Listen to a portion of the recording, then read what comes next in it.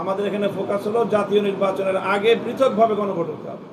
আমরা সমমনা রাজনৈতিক দল বিগত অনেক দিন ধরে 5 দফা দাবি নিয়ে আমরা যুগপৎ কর্মসূচিতে রয়েছি। আজকের এই প্রেক্ষিতে আপনি দলের শীর্ষ বৈঠক অনুষ্ঠিত হয়েছে।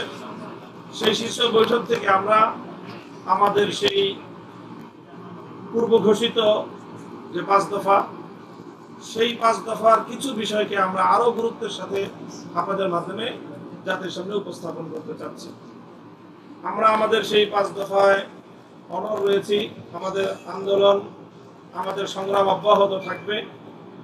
বিশেষ করে সর্বশেষ এখন জাতির যে সবচেয়ে গুরুত্বপূর্ণ এজেন্ডা, দেশের মানুষের যে অভিপ্রায় এবং ইচ্ছা, সেটা হলো যে জুলাই বিপ্লবের অর্জনকে ঘরে তোলা।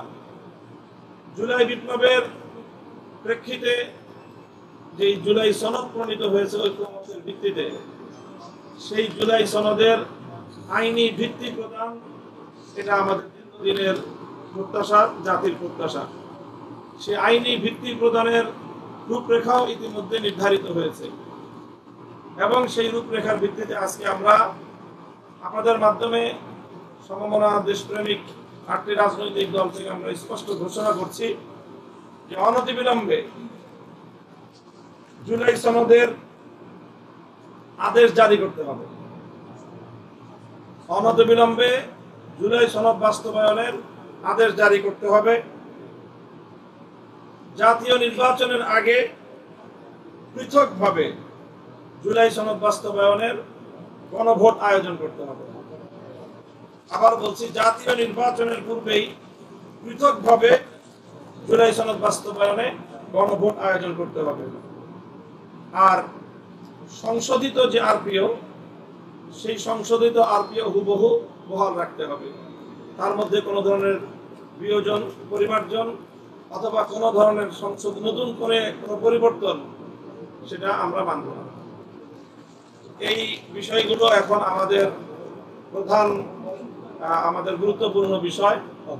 অগ্রাধিকার ভিত্তিতে আমরা এই 3টি বিষয়কে জাতির সামনে উপস্থাপন করছি এবং এই বিষয়গুলো বাস্তবায়নের ক্ষেত্রে আমরা ধাপে ধাপে আমাদের পদক্ষেপ, আমরা প্রত্যেক দল নিজ নিজ দলীয়ভাবে এবং যুগপৎভাবে আমরা এই দাবিগুলো আদায়ের জন্য আমরা কর্মসূচি ঘোষণা করব, কর্মসূচি বাস্তবায়ন করব।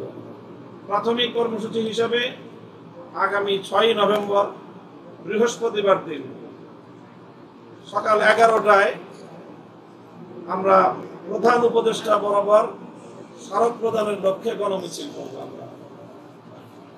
বৃহস্পতিবার প্রধান উপদেষ্টা বরাবর গণমিছিল নিয়ে আমরা স্মারক প্রদান করব, স্মারকলিপি প্রদান করব এবং আমরা আশা করি যে একটি আলোচনার ভিত্তিতে সকল রাজনৈতিক দল এই বিতর্কের যে বিষয়গুলো, মতপার্থক্যের জায়গাগুলো আমরা সকল রাজনৈতিক দল আলোচনার ভিত্তিতে সমাধান করব এবং জুলাই সনদের আইনি ভিত্তি কার্যকর হয়ে সেই ভিত্তিতে আগামী 13শ জাতীয় সংসদ নির্বাচন যথাসময়ে অনুষ্ঠিত হবে, এটাই আমাদের প্রত্যাশা।